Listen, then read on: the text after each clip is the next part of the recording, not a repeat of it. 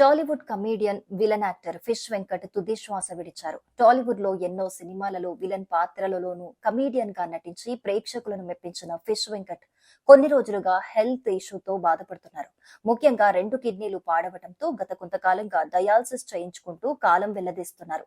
అయితే ఈయన ఆరోగ్య పరిస్థితి మరింత క్షీణించడంతో గత కొద్ది రోజులుగా హైదరాబాద్ లోని ఓ ప్రైవేట్ ఆసుపత్రిలో వెంటిలేటర్ పై చికిత్స పొందుతూ ఉన్నారు.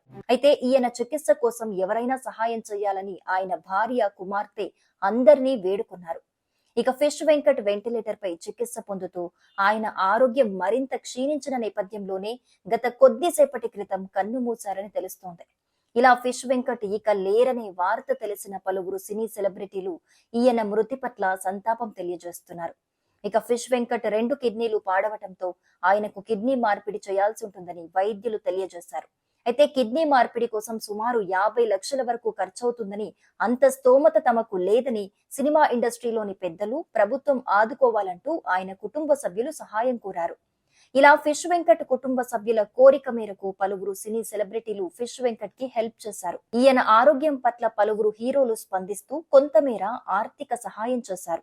అయితే అప్పటికే ఆయన ఆరోగ్య పరిస్థితి పూర్తిగా క్షీణించిన నేపథ్యంలోనే మరణించారని తెలుస్తోంది.